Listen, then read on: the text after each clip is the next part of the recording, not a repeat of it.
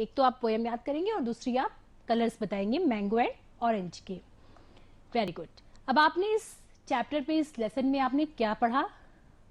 With the help of the alphabet pictures, pictures को देखकर like ABC, students will learn the alphabet along with the sound and some new words in English। आपने सारे alphabets पढ़े A to Z और उनके words, उनके letters और उनकी साउंड्स को आपने पहचाना। Very good. सो बच्चों, उम्मीद है आपको ये चैप्टर बहुत अच्छा लगा होगा। Okay, next time we will study the next chapter. Okay,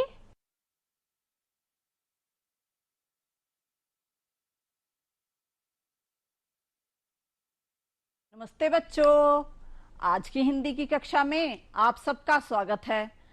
आज हम जानेंगे कक्षा 2 के पाठ नाव चली के बारे में। ये नाव कहाँ चली, कैसे चली, ये सब हम जानेंगे। बच्चों, आप सब आने जाने के लिए कुछ साधनों का प्रयोग करते हैं। जब आप स्कूल जाते हैं तो कुछ बच्चे पैदल जाते हैं, कुछ साइकिल से जाते हैं, कुछ मम्मी पापा के साथ मोटरसाइकिल पे जाते हैं, तो या फिर आप नानी के घर जाते हैं तो किसी न किसी साधन से जाते हैं। तो इस तरह से हम यातायात के साधनों का प्रयोग करते हैं। तो हम पाठ में जाने से पहले कुछ यातायात के साधनों के नाम दोहरा लेते हैं। तो बच्चों देखिए, ये है साइकिल। ये सब आप सब ने देखी होगी या आप सब ने चलाई भी होगी, और इसको चलाने के लिए हमें ईंधन की जरूरत नहीं पड़ती। इसमें पैडल लगे होते हैं और जिसे कि हम पैडल की सहायता से चलाते हैं। और बच्चों, ये है स्कूटर। आप सब स्कूटर से स्कूल भी गए होंगे अपने पापा के साथ, और इसे चलाने के लिए ईंधन की जरूरत होती है, जिसे कि पेट्रोल कहते हैं। और इस पर 2 लोग सवारी कर सकते हैं, और इसको पर चलने के लिए हेलमेट की आवश्यकता होती है दोनों लोगों को। तो आप सब ध्यान रखेंगे। और बच्चों, ये है बस। ये भी यातायात का एक तेज साधन है, और इसका हम लंबी दूरी के लिए भी प्रयोग करते हैं और कम दूरी के लिए भी प्रयोग करते हैं। और इसमें 50-60 से लेकर 300 तक के लोगों की अलग अलग बसों में, अलग अलग आकार की बसों में व्यवस्था होती है। और कहीं कहीं पर तो 2 मंजिला बसें भी चलती हैं। और फिर बच्चों, ये है मोटरसाइकिल। इसे भी चलाने के लिए ईंधन की आवश्यकता होती है, पेट्रोल की। और बच्चों, इस पर भी चलने के लिए हेलमेट लगाना जरूरी होता है हमारी सुरक्षा के लिए। और बच्चों, ये है वैन। कुछ बच्चे वैन से स्कूल भी जाते हैं और घूमने भी जाते हैं, और इसमें लगभग 7-8 लोग बैठ सकते हैं, और इसमें 4 पहिए होते हैं। और बच्चों, ये सब तो जमीन पर चलने वाले वाहन थे। और फिर एक यातायात का बहुत ही तेज साधन है हवाई जहाज। आप सबने ऊपर आसमान में उड़ता हुआ जरूर देखा होगा। और बच्चों, ये हमें कई दिनों की यात्रा को कुछ ही घंटों में भी करवा सकता है। और फिर बच्चों, एक और जहाज होता है पानी का जहाज, जो आपको चित्र में दिखाई दे रहा होगा। ये बच्चों पानी में चलता है, और ये सामान ढोने के लिए और यात्रियों को भी एक जगह से दूसरी जगह पर ले जाने के काम आता है। और फिर बच्चों, ये है नाव, जो कि नदी में चलती है। आप सबने देखी होगी आसपास में नाव। और हमारा पाठ भी तो है नाव चली। तो चलिए हम देखें हमारी नाव कहाँ चल रही है, और क्यों चल रही है, और कैसे चल रही है। बच्चों, ये है हमारा पाठ नाव चली। तो इसमें पहले हम इसको पढ़ने से पहले इसके मुख्य पात्रों के बारे में जान लेते हैं। तो बच्चों, हमारी कहानी में नाव चली में पात्र हैं गुबरैला, और है चींटी, और है मेढक, और है चूजा, और है चूहा। तो बच्चों, ये 5 पक्के दोस्त होते हैं। जैसे आपके दोस्त होंगे, उसी तरह ये सब आपस में दोस्त होते हैं। तो एक दिन ये सब जंगल में बात कर रहे होते हैं, तो चूजा कहता है, चलो दोस्तों, क्यों ना हम सब चलें दुनिया देखने, दुनिया घूमें। तो चींटी कहती है, हाँ हाँ, दुनिया बहुत बड़ी है और हम सब नई नई चीजें देखेंगे और चलो हम सब दुनिया घूमने चलते हैं। तो इस तरह से सभी दोस्तों में जंगल घूमने की, दुनिया देखने की सहमति बन जाती है और फिर ये सभी घूमने निकल पड़ते हैं। तो रास्ते में चूहा कहता है कि जंगल कितना सुंदर है और कितना मजा आ रहा है। तो फिर बच्चों ये सब चलते चलते एक झील के पास पहुंच जाते हैं। तो वहां पर क्योंकि चूहे को, चींटी को और गुबरैले को तैरना नहीं आता है, तो ये सब कहते हैं अब हम आगे कैसे जाएंगे, क्योंकि हमें तो तैरना नहीं आता। तो मेढक कहता है, टर टर, तुम्हें तैरना नहीं आता तो मैं क्या करूं, तुम अपने अपने घर वापस चले जाओ। और वो ऐसा कहकर उसमें झील में छलांग लगा देता है और पार करके चला जाता है। लेकिन जो बाकी के 4 दोस्त होते हैं वो कहते हैं कि हम हार नहीं मानेंगे, हम भी घूमने जाएंगे। तो वो चारों मिलकर एक तरकीब सोचते हैं। तो क्या तरकीब लगाते हैं कि सबसे पहले चींटी जाती है, वो एक सरकंडा ले आती है, गुबरैला धागा लेकर आता है और चूहा अखरोट का छिलका लेके आता है और चूजा वो पत्ता लेकर आता है। तब ये लोग अखरोट के छिलके में सरकंडे को लगाते हैं और फिर उसे धागे से बांधते हैं, फिर उसमें पत्ते को लगाते हैं और उसे भी धागे से बांध देते हैं पाल की तरह, जो कि नाव को दिशा देने के काम आता है। फिर ये सब मिलकर उसमें बैठ जाते हैं और खुशी खुशी झील को पार करने के लिए चल देते हैं, गाते हुए, नाव चली भाई नाव चली, हिलती डुलती नाव चली। तो ये सभी दोस्त इस तरह से झील को पार कर लेते हैं। फिर वहां पहुंचकर इन्हें मेढक मिलता है। तो ये कहते हैं, मित्र, दोस्तों में स्वार्थ की भावना नहीं होनी चाहिए और प्रिय मेढक, यदि हम मिलजुल कर काम करें तो हम कोई भी काम कर सकते हैं। तो मेढक भी शर्मिंदा होता है और कहता है कि हाँ दोस्तों, अब मैं ऐसा कभी कुछ भी नहीं करूंगा और मिलजुल कर रहूंगा। तो बच्चों, आप सब भी अपने दोस्तों के साथ मिलकर रहें और मिलकर काम करें, तो आपके सारे काम बहुत अच्छे होंगे। तो बच्चों, इस पाठ में कुछ शब्द आए हैं जो मेरी कक्षा में बच्चों को कठिन लगते थे, तो उनको मैंने यहाँ पर लिखा है कठिन शब्द, और फिर हमने उनको और अच्छे से समझने के लिए उन शब्दों को वाक्यों में प्रयोग किया है। तो आइए हम जानते हैं। जैसे सबसे पहले है दुनिया। तो बच्चों, दुनिया शब्द से हमें इसके बारे में बहुत ज्यादा नहीं पता लगता, लेकिन हम जब इसे वाक्य में प्रयोग करते हैं तो हम उसके अर्थ को और अच्छे से समझ लेते हैं कि हम दुनिया के बारे में क्या कहना चाहते हैं। तो बच्चों, दुनिया, मैंने वाक्य बनाया है, दुनिया बहुत बड़ी है। इस शब्द को मैंने इसमें प्रयोग किया है। तो इसी तरह से आप कोई दूसरा वाक्य भी बना सकते हैं कि जैसे दुनिया बहुत अच्छी है, दुनिया बहुत खूबसूरत है। किनारे, दोनों मित्र घूमते हुए नदी के किनारे पहुंचे। और फिर झील, झील गहरी है। तुम्हें क्या चाहिए? तैरना, मुझे तैरना नहीं आता। और जिसे आता है वो ये भी लिख सकता है कि मुझे तैरना आता है। तरकीब, उन्होंने एक तरकीब सोची। पत्ता नुकीला था। अखरोट, मुझे अखरोट अच्छा लगता है। तो बच्चों, इस तरह से आप भी वाक्य बना सकते हैं। अब बच्चों, हम एक और अनेक के बारे में जानते हैं कि कोई चीज एक होती है तो हम उसे किस तरह से बोलते हैं, और एक से ज्यादा होती है तो हम उसे किस तरह से बोलते हैं।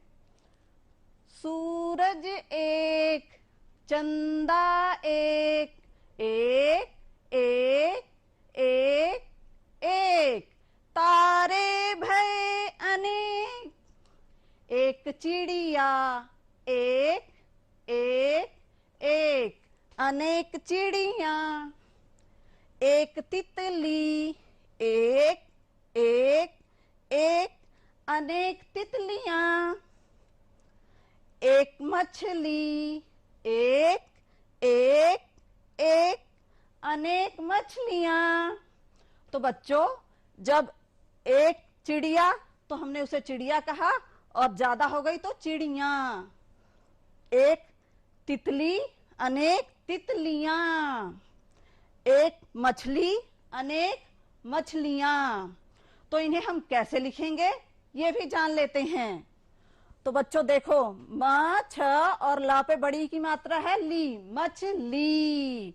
तो हम जब इसको अनेक ज्यादा होंगी एक से, तो जो बड़ी ई की मात्रा है ये पीछे लगी है, ये यहाँ आकर छोटी ई की में बदल जाएगी, और या पे आकर डंडा और चंद्र बिंदु हो जाएगा।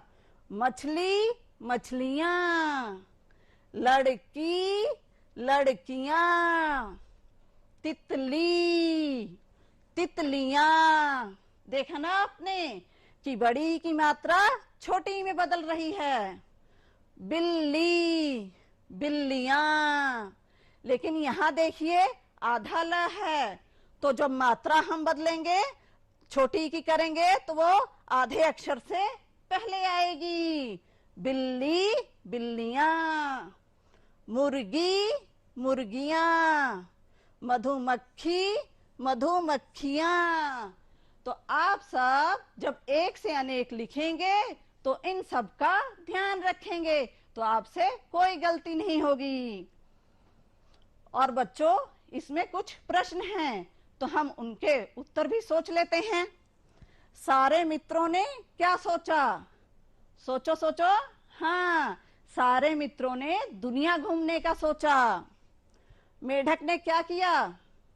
मेढक अपने दोस्तों को छोड़कर भाग गया।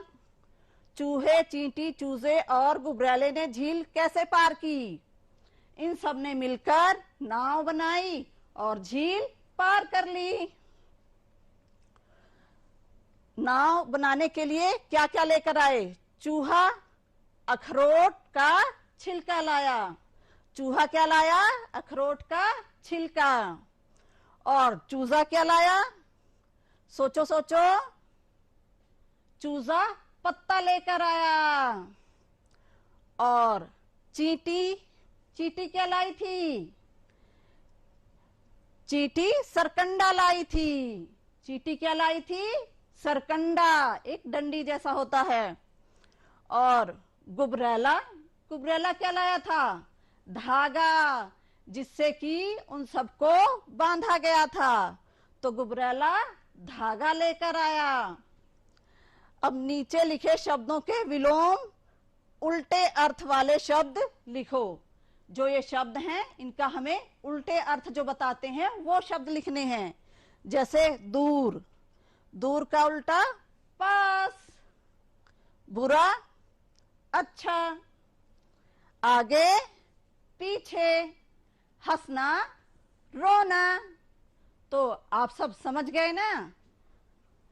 तो बच्चों, ये कुछ शब्द हैं जिनको कि हमें पूरा करना है। जैसे पहले देखिए घुमक्कड़, तो यहाँ आधा का आना था जो खाली था, और फिर हमने उसे आधा का लगाकर पूरा किया है। तो उसी तरह से मधुमक्खी, तो यहाँ भी आधा का आएगा जो हम यहाँ पे लिखेंगे। ढक्कन, तो यहाँ आधा का, ढक्कन। गफ्फार, यहाँ देखिए बच्चों आधा फ दिया गया है, तो इन शब्दों में हमें आधा फ भर के उसे पढ़ना है और बोलना है। गफ्फार। गिरफ्तार, रफ्तार, गफ्फार, गिरफ्तार, रफ्तार। तो बच्चों ये आधा च, हमें आधा च भरना है इन शब्दों में। तो आधा च भरने के बाद इनका उच्चारण कैसे होगा? मच्छर, खच्चर, बच्चा। तो बच्चों ये आपको समझ में आ गए होंगे। अब यहाँ पर सही शब्द छांटकर लिखना है। जैसे सबने मिलकर नाव बनाई, तो यहाँ खाली जगह थी, यहाँ हमने भरा है नाव। सबने मिलकर नाव को डैश में उतारा, तो किस में उतारा? पानी या पहाड़? पानी। तो यहाँ हम लिख देंगे पानी। सब एक साथ नाव में डैश सो गए या बैठ गए? बैठे थे ना, तो यहाँ हम भरेंगे बैठ गए। और फिर चूहा नाव डैश लगा, तो चलाने लगा या डुबोने? हाँ बिल्कुल सही, चलाने लगा। तो चूहा नाव चलाने लगा। मैंने इन पे गोला किया है, आप इसे बीच में भरेंगे।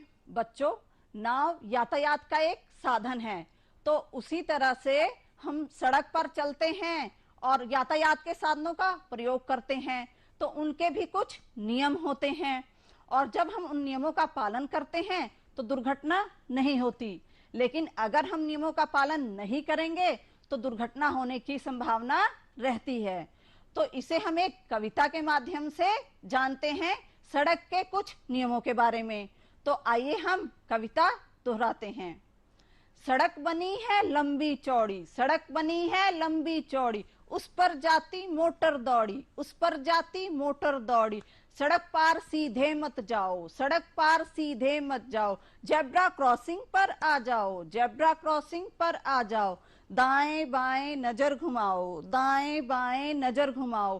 सड़क पार फिर तुम चले जाओ, सड़क पार फिर तुम चले जाओ।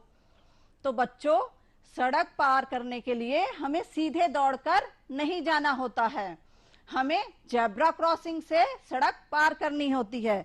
जैसे कि इसमें दिख रहा है, ऐसी सफेद और काली धारियां बनी होती हैं सड़क पर जहां बत्ती होती है। तो सड़क पार करने के लिए हमेशा इन जेब्रा क्रॉसिंग का ही प्रयोग करें।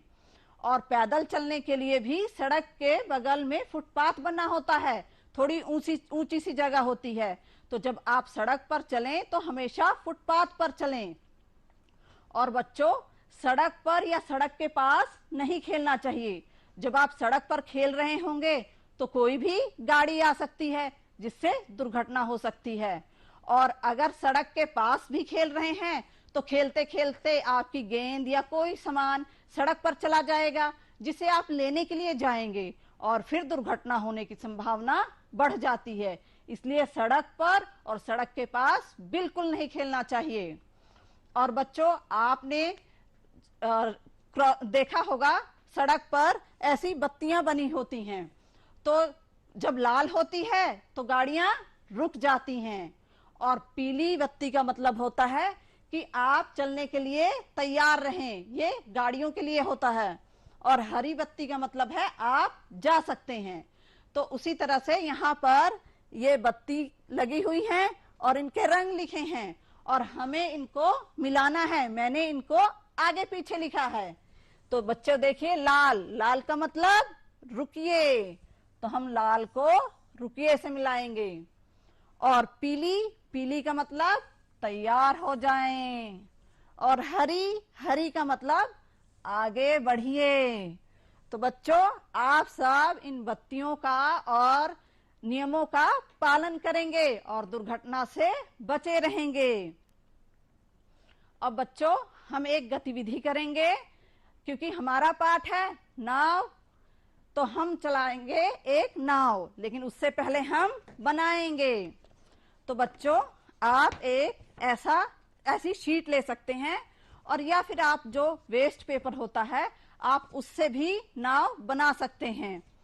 आप कॉपी और किताब नहीं फाड़ेंगे, तो हमेशा वेस्ट पेपर से या कोई ऐसी शीट लेकर ही नाव बनाएंगे। तो बच्चों ये हमारी शीट है, इसको हम बीच से मोड़ेंगे इस तरह से। और फिर जब ये दो भागों में बट गया तो तो इसको हम एक और बार इसको यहां से ऐसे मोड़ लेंगे। तो बच्चों हमें यहां से ये बीच की रेखा मिल गई है। अब हम इसको यहां से ऐसे मोड़ते हुए यहां से इसको ऐसे मोड़ेंगे।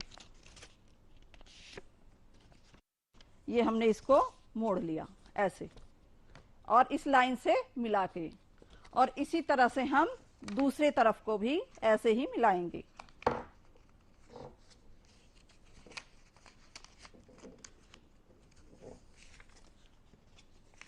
हमने इसको ऐसे मिला दिया।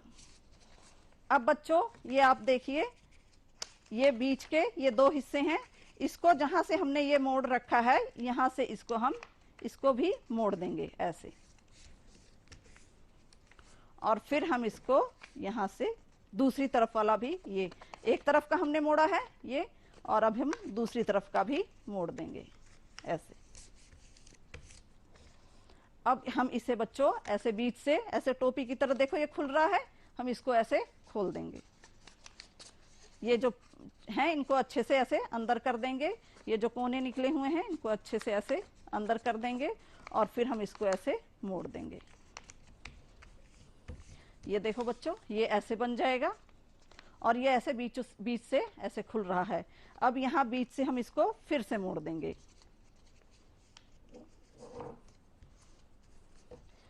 ये हमने एक तरफ का मोड़ दिया, अब हम दूसरी तरफ का भी मोड़ देंगे। ये बच्चों फिर देखिए ये ऐसे बन रहा है, और इसको हम बीच से ऐसे ही फिर से मोड़ देंगे। ये फिर ऐसा ही बन गया जैसा पहले था, और हम फिर से इसे यहां से मोड़ेंगे।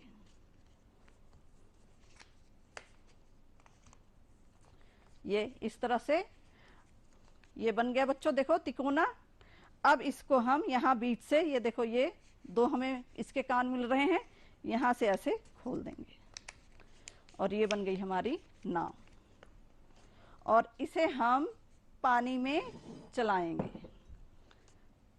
ये देखो, तो बच्चों ये हमारी नाव चली। तो इस तरह से आप भी नाव बनाइए और पानी में चलाइए। तो अब हम बच्चों अब हम जानते हैं श, श और स के बारे में। इन शब्दों को, इन वर्णों को पढ़ने में कुछ बच्चों को दिक्कत आती है, और कई बार लिखने में वो भूल कर बैठते हैं। किसी श की जगह स लिख देते हैं और स की जगह श लिख देते हैं। तो बच्चों उच्चारण के स्थान के आधार पर कुछ इन वर्णों का स्थान होता है। जैसे कि आप अपने होठों को बिना मिलाए हुए म बोलिए, म, तो होठों को बिना मिलाए म बोलने की कोशिश करो, दिक्कत हो रही है ना। और उसी तरह से त हम बोलते हैं तो हमारी जीभ हमारे दांतों तक आती है, और अब दांतों पे बिना लगे त बोलिए, दिक्कत हो रही है ना। तो उसी तरह से इन श, श और स का भी स्थान होता है हमारे बोलने के अनुसार। तो श जो है ये तालवे, तालवे से बोला जाता है। श मूर्धन्य, स दंत्य। तो बच्चों इसको समझने के लिए हम अपने हाथ का ही सहारा लेते हैं। जैसे हमारा मुंह है, ऊपर आप मुंह में जीभ फेर के देखिए, उसी तरह से देखिए ये सबसे पहले हम इन्हें अपने दांत मान लेते हैं, ये आगे क्यों। फिर उसके बाद ये देखिए, ये जो पहली लाइन है हमारे हाथों में, इसे हम तालवे मान लेते हैं। आपने जीभ में दांतों के पीछे जीभ को लगाइए मुंह में, तो वो थोड़ा सा ऊंचा स्थान, वो तालवे। और ये जो तीसरी लाइन है हमारे हाथों में, ये उससे भी पीछे का स्थान मूर्धन्य। तो हम बोलते हैं, देखिए पहले दंते वाला, स दांत में स, तो दंते, यहां से जो जीभ लगती है हमारी आगे दांतों पे, स, और फिर उससे पीछे तालवे श, और सबसे पीछे श। तो इस तरह से इनका उच्चारण होता है। आप इनका ध्यान रखेंगे तो आप बोलने में गलती नहीं करेंगे और इनको पहचान भी पाएंगे। तो सबसे पहले श का उच्चारण करते हैं हम। ये श, शीशा, शुभ, शरीफा। अब ये दूसरा सा मूर्धन्य वाला श, वर्ष, हर्ष, वर्षा। तो आप बोल के देखिए, आपको अंतर समझ में आएगा। और फिर सड़क, सरसों, सरल। तो इस तरह से बच्चों हम इनका ध्यान रखेंगे तो इनके अंतर को पहचान पाएंगे। और कुछ और भी शब्द हैं जिनमें ये स और श एक या दो बार प्रयोग हो गए हैं, जैसे संतोष। तो हमने जब स बोला तो कैसे आवाज आई, और आखिरी में श बोला तो कैसे आवाज आई? संतोष, संतुष्ट, शासन, विशेष, संशोधन। तो बच्चों मुझे आशा है आप समझ गए होंगे स, श और श में अंतर। अब बच्चों ये वर्ण हैं, इनसे हमें शब्द बनाने हैं। जैसे क से आप सबने कबूतर पढ़ रखा है, तो इनसे और भी बनते हैं, कमल, किताब, किसान, बहुत सारे बनते हैं। मैंने यहाँ कुछ लिखे हैं और आप अपनी मर्जी से अपनी कॉपी में लिख सकते हैं। क से कमल, क से किताब, क से किसान, ख से खरगोश, ख से खाली और ख से खेल। अच्छा लगता है ना? ग से गाय, ग से गमला, ग से गुबरैला, हमारी किताब में था। घ से घर, घ से घड़ी, घ से घोंसला। और च से चूहा, च से चींटी, च से चूजा, ये तो हमारी कहानी में ही थे। छ से छाता, छ से छड़ी, छ से छिपकली, ज से जग, ज से जहाज, ज से जवान, झ से झील, झील थी ना, झ से झूठ, झ से झोपड़ी। तो इस तरह से आप खेल भी खेल सकते हैं एक दूसरे के साथ, वर्णों के अलग अलग शब्द बनाकर। तो बच्चों इन्हें आपको पहचानना है और इनके नाम लिखने हैं। इनको तो आप पहचानते हैं, हमारी कहानी में थी चींटी, चूहा, मेढक, चूजा और नाव। तो इन सब के नाम आप लिखेंगे अपनी कार्य पुस्तिका में। अब बच्चों क्या आपने कभी कोई काम मिलजुल कर किया है? और किया है तो अपनी कॉपी में लिखिए। हम सब लोग बहुत से काम मिलजुल कर करते हैं। जैसे आप अपने अध्यापकों के साथ मिलकर कई बार रजिस्टरों पे कवर चढ़ाते हैं, या स्कूल में और भी कई काम होते हैं तो आप अपने अध्यापकों की मदद करते हैं, या फिर आप घर में मम्मी के साथ सब्जी कटवाते हैं, या फिर कई और तरह के काम अपनी मम्मी के साथ मिलकर करते हैं। तो बच्चों आप इस तरह के जो भी काम करते हैं, आप अपनी पसंद का कोई भी काम अपनी कॉपी में लिख सकते हैं। और बच्चों इनके हमें वाक्य बनाने हैं। जोर जोर, मेढक जोर जोर से हंसने लगा। तो धीरे धीरे, नाव धीरे धीरे चल रही थी। गिरते गिरते, मैं गिरते गिरते बचा। तो आप भी बना सकते हैं। अब यहाँ मात्राओं से दो दो शब्द बनाने हैं। छोटे ऊ की मात्रा बहुत, दुकान। और बड़े ऊ की मात्रा से फूल, भूल, आलू। ए की रेल, मेल, शेर। ऐसे रैन, मैल, पैसा, कैसा। तो इस तरह के शब्द आप बना सकते हैं। बच्चों हमने इस कहानी से सीखा कि मिलजुल कर कार्य करने से कुछ भी असंभव नहीं है, हम कुछ भी कर सकते हैं। जैसे कि चींटियां मिलकर कितना बड़ा काम करती हैं। मधुमक्खियों को देखा होगा, वो मिलजुल कर छत्ता बनाती हैं और कितना शहद इकट्ठा करती हैं। तो इसी तरह हम मिलजुल कर काम करेंगे तो बहुत से काम आसानी से और अच्छे कर सकते हैं। और बच्चों दोस्तों में स्वार्थ की भावना नहीं होनी चाहिए। अगर हमारा कोई दोस्त है, मुसीबत में है, तो हमें उसे नहीं छोड़ना है और उसका साथ देना है। और बच्चों आज की कक्षा में साथ देने के लिए आप सबका धन्यवाद। और हम सब इसी तरह से मिलते रहेंगे और नई नई चीजें।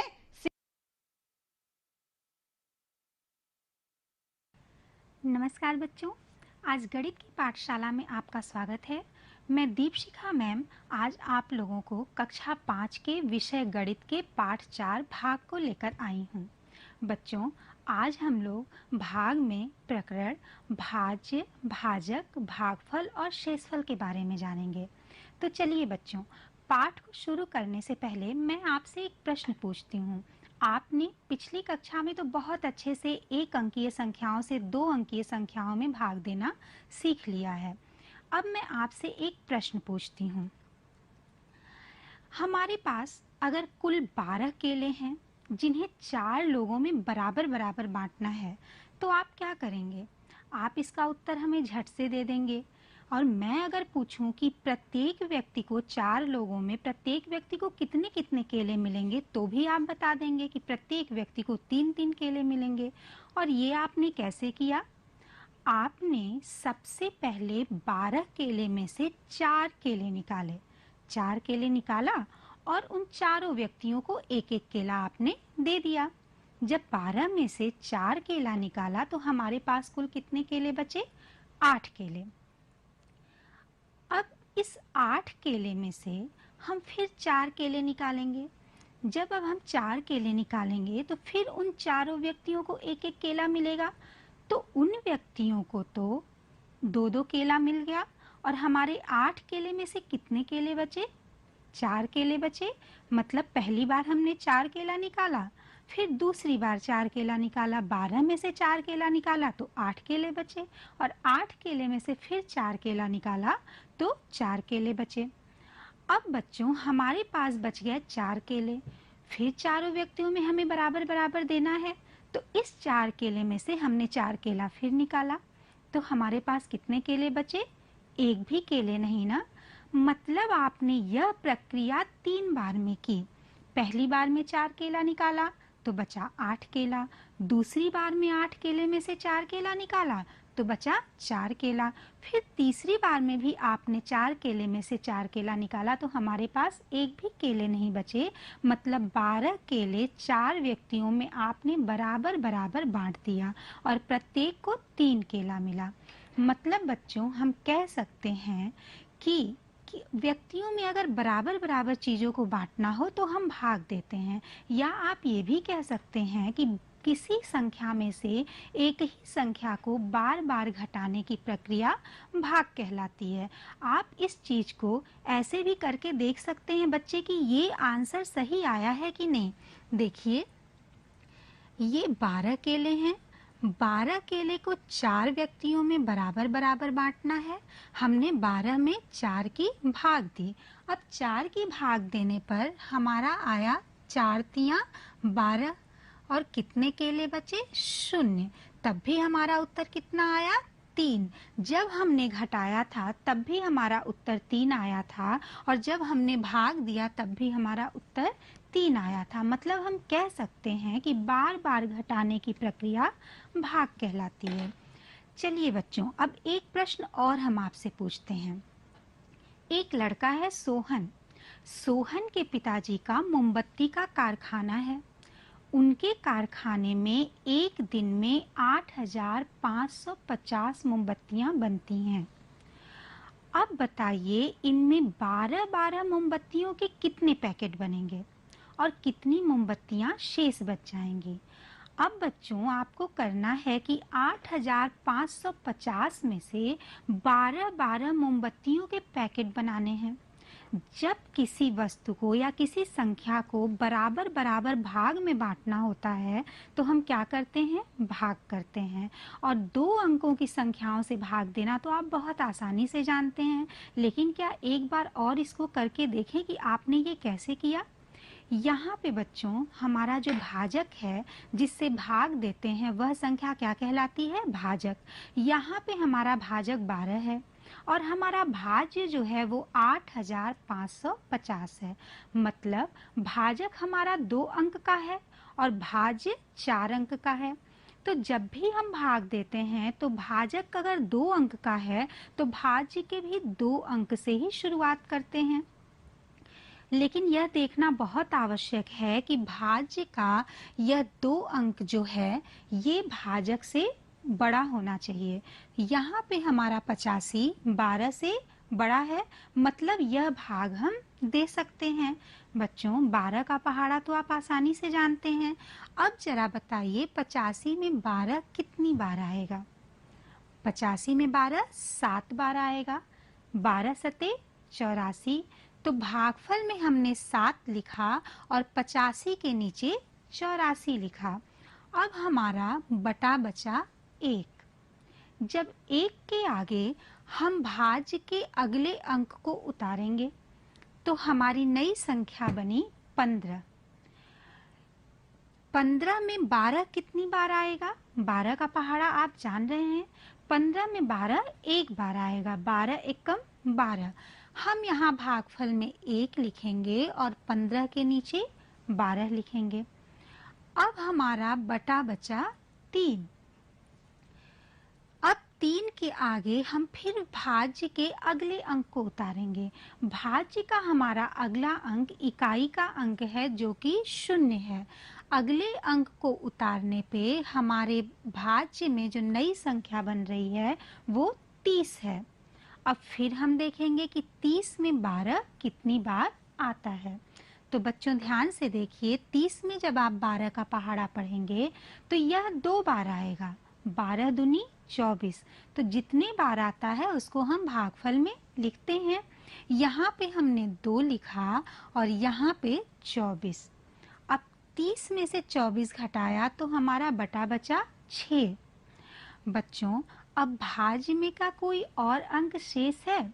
अब भाज्य में कोई अंक शेष नहीं है तो यह 6 हमारा शेषफल हो जाएगा।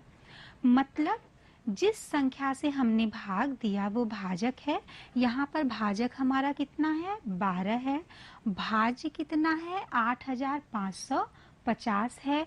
भागफल कितना है? 712 और शेषफल कितना है? 6। अब बच्चों अगर मैं आपसे पूछूं क्या यह प्रश्न मैंने सही किया है, क्या इसका उत्तर सही है, तो क्या आप इस उत्तर की जांच कर सकते हैं?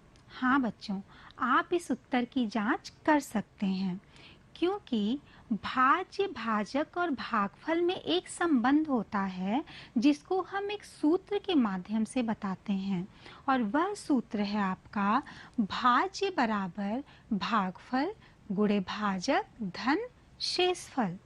एक बार फिर ध्यान से देखिए बच्चों, भाज्य, भागफल, भाजक और शेषफल में एक संबंध होता है जिसको हम सूत्र के माध्यम से बताते हैं। यह सूत्र है भाज्य बराबर भागफल गुणे भाजक प्लस शेषफल। इस सूत्र में हम भागफल, भाजक और शेषफल का मान रख के अपने उत्तर की जांच कर सकते हैं। तो चलिए हम अपने उत्तर की जांच करते हैं कि हमने सही किया या नहीं। हमने जो भाग दी थी 8550 में 12 की, यहाँ पे हमारा भागफल आया था 712। मतलब इस प्रश्न में भाजक 12 है, भागफल हमारा 712 है, भाज्य 8550 है, शेषफल 6 है। अब एक बार इस सूत्र को फिर ध्यान से देखिए, भाज्य बराबर भागफल गुना भाजक धन शेषफल। अब चलिए एक बार हम इसमें मान रख के देखते हैं, अगर हमारा उत्तर भाज्य के बराबर आ गया तो हमने भाग सही की है। भागफल हमारा 712 है, इसमें हमने भाजक 12 से गुणा किया और शेषफल 6 को जोड़ दिया। भागफल 712 और भाजक 12 का गुणा करने पे हमारा जो उत्तर आया वो है 8544। इसको आप करके भी देख सकते हैं बच्चों।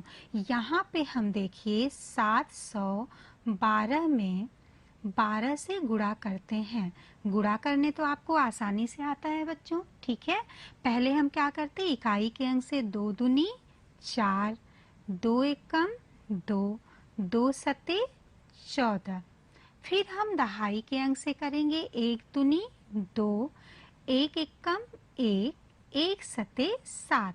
अब देखिए बच्चों इसको हम जोड़ लिए, यहाँ पे हमारा आया 4, 2 और 2 4, 4 और 1 5, 7 और 1 8। तो ये आया ना 8544। अब इस 8544 में हमने 6 को जोड़ लिया, तो 6 को जोड़ने पे हमारा कितना आया 8550।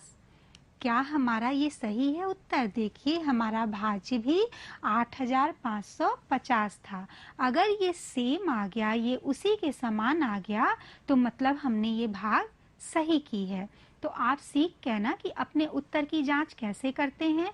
कोई भी भाग देंगे तो आप इस सूत्र में भाज्य बराबर भागफल गुणे भाजक प्लस शेषफल में मान रख के उत्तर की जांच कर सकते हैं। अब बच्चों, आप उन संख्याओं का भाग तो बहुत आसानी से दे लेते हैं जिनका पहाड़ा आपको आता है। जैसे इसके पहले जो भाग दिया 12 से, उसका पहाड़ा आपको आ रहा था, आपने बहुत आसानी से भाग दे लिया। अगर मैं ऐसी संख्या से भाग देने के लिए कहूँ जिसका पहाड़ा आपको नहीं आता है, तो क्या आप भाग दे लेंगे? हाँ, आप बिल्कुल भाग दे लेंगे।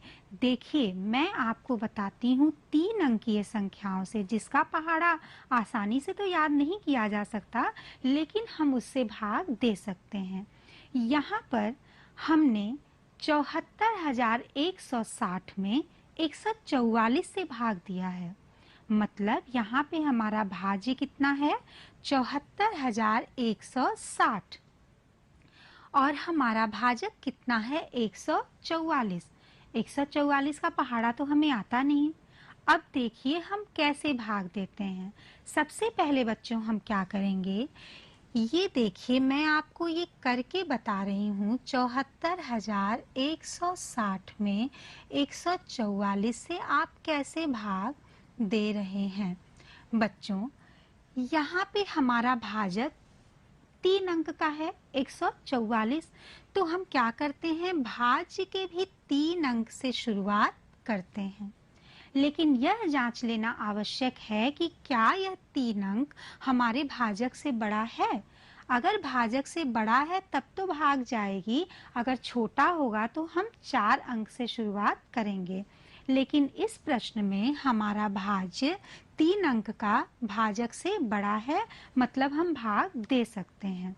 अब देखिए बच्चों, हम अनुमान लगाएंगे कि 144 741 में कितनी बार आया है, और अनुमानतः यह 5 बार आएगा।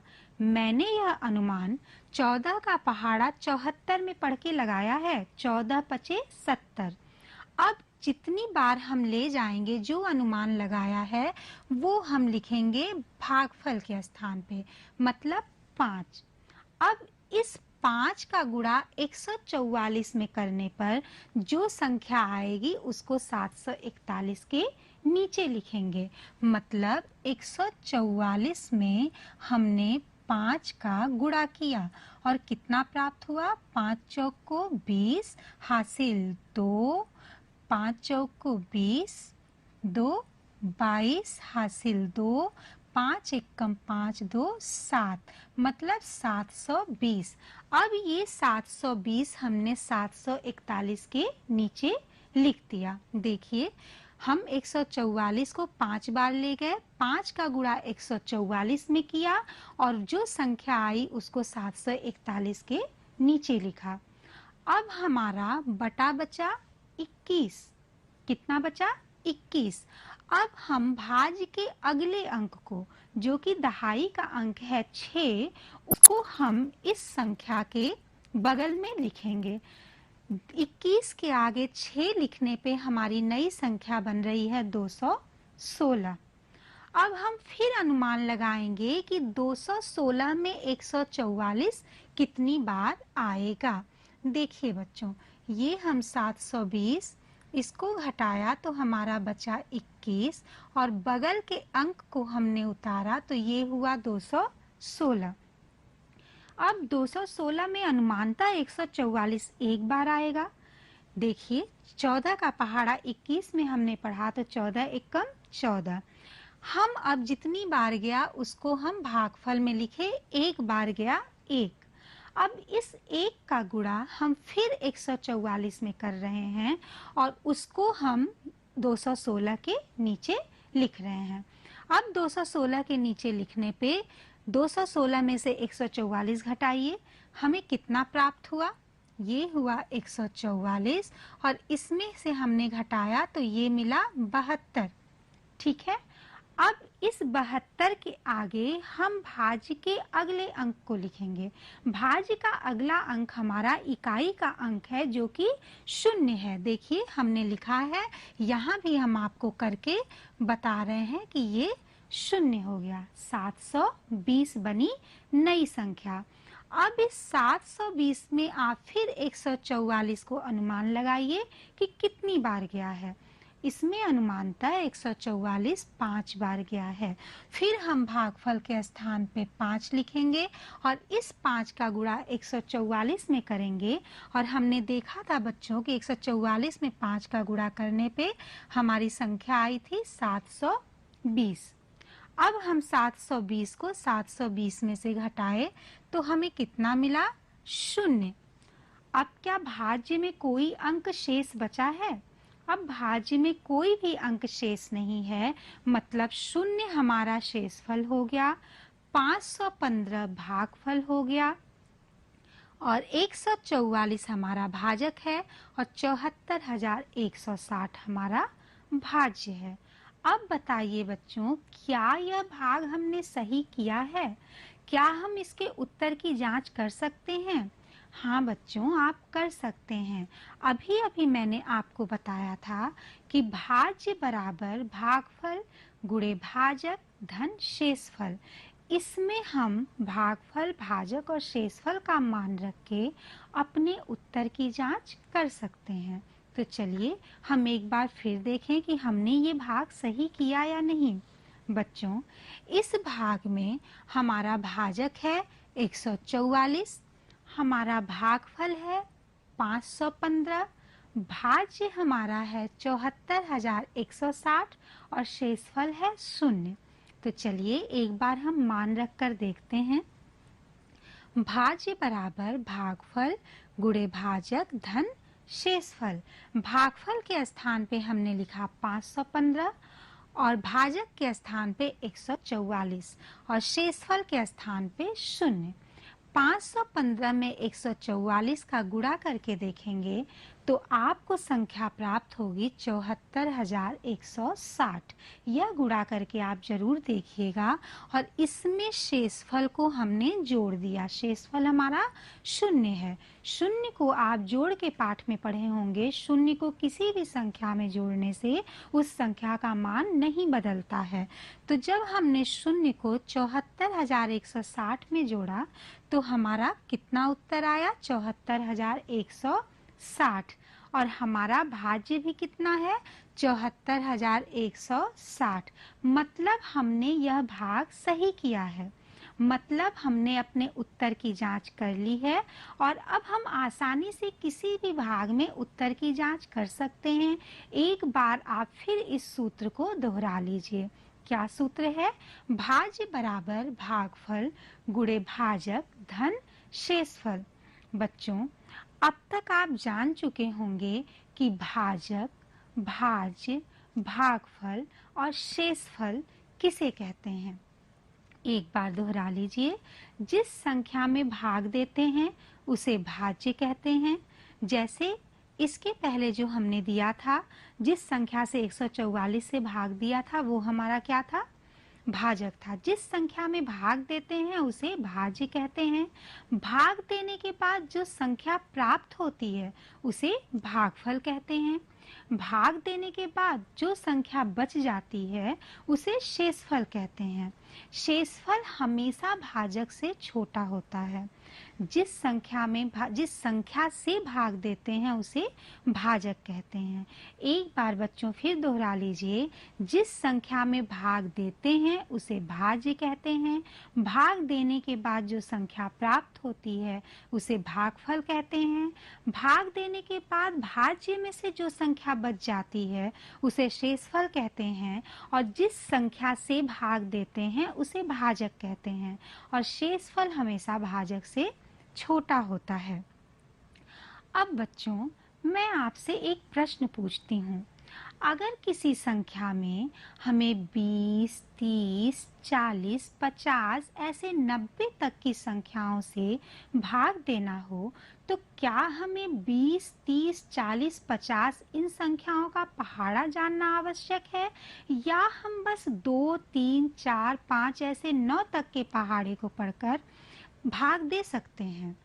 हाँ, हम ऐसा कर सकते हैं। चलिए मैं आपको एक उदाहरण देती हूँ। जैसे हमारे पास एक संख्या है 38,612। ये देखिए हमारे पास संख्या है 38,612। इसमें हम 50 की भाग देते हैं। अब इस 50 की भाग मैं 5 का पहाड़ा पढ़ के दूंगी। आप भी ऐसा कर सकते हैं। देखिए बच्चों कैसे। अब 50 हमारा भाजक है और भाजक 2 अंक का है, तो भाज्य के भी शुरू के 2 अंक से हम शुरू करेंगे। लेकिन यहाँ पे भाज्य के शुरू का 2 अंक 38 हमारे भाजक से छोटा है, तो हम क्या करेंगे? तब हम भाज्य के 3 अंक से शुरुआत करेंगे। यहाँ पर भाज्य का 3 अंक है 386। अब हमें 50 की भाग तो 386 में देनी है, लेकिन हम 5 का पहाड़ा 38 में पढ़ेंगे। 5 का पहाड़ा 38 में पढ़ने पे कितनी बार जाएगा? 5 सते 35। हम ले जाएंगे यहाँ 7 बार, 38 के नीचे 35 लिखेंगे और इसके दाहिनी तरफ शून्य अपने आप जोड़ देंगे। फिर से देखिए बच्चों, हमने 5 का पहाड़ा 38 में पढ़ा, 5 सते 35 लिखा 38 के नीचे और उसके दाहिनी तरफ शून्य अपने आप जोड़ दिया, तो संख्या बन गई 350। 386 में से 350 घटाया तो बटा बचा 36। अब 36 के बगल में हमने एक उतार लिया, जो भाज्य के दाहिनी तरफ संख्या बची है उसको हमने उतार लिया, तो ये हो गया 361। फिर हम वही प्रक्रिया दोहराएंगे। फिर हम 5 का पहाड़ा 35 में पढ़ेंगे। भाग दे रहे हैं 361 में, लेकिन 5 का पहाड़ा हम 36 में पढ़ेंगे। 5 का पहाड़ा 36 में पढ़ेंगे तो फिर 5 सते 35, 36 के नीचे लिखेंगे और शून्य उसके दाहिनी तरफ अपने आप जोड़ देंगे, तो संख्या क्या हो गई? 350। एक बार फिर देखिए बच्चों, हमने 5 का पहाड़ा 36 में पढ़ा, 5 सते 35, 36 के नीचे लिखा और शून्य इसके दाहिनी तरफ अपने आप लिख दिया। संख्या क्या बन गई? 350। अब 361 में से जब हम 350 घटाएंगे तो हमें कौन सी संख्या प्राप्त होगी? 11। अब फिर भाज्य में अभी दाहिने तरफ एक अंक बचा है इकाई का, तो उसको हम 11 के आगे लिखेंगे, तो नई संख्या बनी हमारी 112। अब इस 112 में हम फिर 50 की भाग देंगे, लेकिन 5 का पहाड़ा 11 में पढ़ेंगे। 11 में 5 का पहाड़ा पढ़ने पर 5 दूनी 10, 10 हम लिखेंगे 11 के नीचे और इसके दाहिनी तरफ फिर हम शून्य अपने आप जोड़ देंगे, तो ये संख्या बन गई 100। अब 112 में से हमने 100 घटाया तो हमें संख्या मिली 12। अब बच्चों, चूंकि भाज्य में एक भी अंक शेष नहीं बचा है, तो 12 हमारा शेषफल हो जाएगा। मतलब हमने यह भाग देली केवल 5 का पहाड़ा पढ़ के और भाग दिया है हमने 50 का।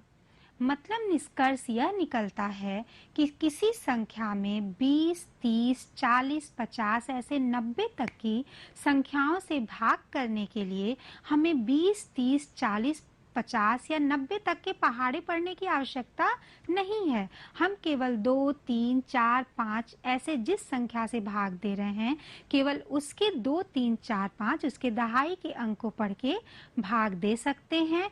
केवल बस जो हमारा उत्तर आएगा उसमें दाहिनी तरफ शून्य जोड़ते चले जाना है। अब चलिए बच्चों, हम भाग के गुणधर्म के बारे में जानते हैं। बच्चों, भाग के अपने कुछ गुणधर्म होते हैं, कुछ नियम होते हैं। चलिए इनको हम जानते हैं। शून्य में किसी भी संख्या से भाग देने पर भागफल सदैव शून्य ही रहता है। जैसे शून्य में 9 से भाग देंगे तो भी भागफल शून्य आएगा, शून्य में 15 से भाग देंगे तो भी भागफल शून्य आएगा। किसी भी संख्या में शून्य से भाग संभव नहीं है, क्योंकि हम अनुमान ही नहीं लगा सकते कि किसी संख्या में शून्य कितनी बार आया है। किसी संख्या में 1 से भाग देने पर भागफल में सदैव वह संख्या प्राप्त होती है। किसी संख्या में उसी संख्या से भाग देने पर भागफल सदैव 1 ही प्राप्त होता है। जैसे 8 में 8 की भाग दिए तो भागफल 1 ही आएगा, क्योंकि 8 में तो 8 एक बार आया। 24 में 24 की भाग दिए तो भागफल 1 ही आएगा। अब बच्चों, हम एक बार अपने पाठ को दोहरा लेते हैं कि हमने क्या क्या सीखा। बच्चों, किसी संख्या में से एक ही संख्या को बार बार घटाना भाग है, या फिर किसी संख्या को बराबर हिस्सों में बांटना भी भाग है। हमने आज सीखा कि भाज्य, भाजक, भागफल और शेषफल का एक सूत्र होता है, जिसको हम भाज्य बराबर भाजक गुणे भाजक धन शेषफल के माध्यम से व्यक्त करते हैं। इस सूत्र में मान रखकर हम अपने उत्तर की जांच कर सकते हैं। बच्चों, जिस संख्या से भाग देते हैं उसे हम भाजक कहते हैं, जिस संख्या में भाग देते हैं उसे हम भाज्य कहते हैं। भाग देने के उपरांत जो संख्या प्राप्त होती है वो भागफल, और भाग देने के बाद भाज्य में से जो संख्या बच जाती है वो शेषफल होती है। शून्य में किसी भी संख्या से भाग देने पर भागफल सदैव शून्य ही आता है। किसी संख्या में 1 से भाग देने पर भागफल सदैव वह संख्या ही प्राप्त होती है। किसी संख्या में उसी संख्या से भाग देने पर भागफल सदैव 1 आता है, और शून्य में किसी भी संख्या से भाग संभव नहीं है। चलिए बच्चों, अब हम अपने गृह कार्य के बारे में देखते हैं। बच्चों, आपकी पुस्तक गिनतारा में पेज संख्या 36 का प्रश्न 1 और 3 है, उसको ध्यान से देखिएगा और हल करिएगा। आपकी कार्य पुस्तिका के पेज संख्या 34 के सभी प्रश्नों को आपको हल करना है। बच्चों, इन प्रश्नों को हल करने में अगर आपको कठिनाई आती है तो आप अपने घर में अपने बड़े भाई बहन से भी और अपने किसी भी मित्र से सहयोग ले सकते हैं।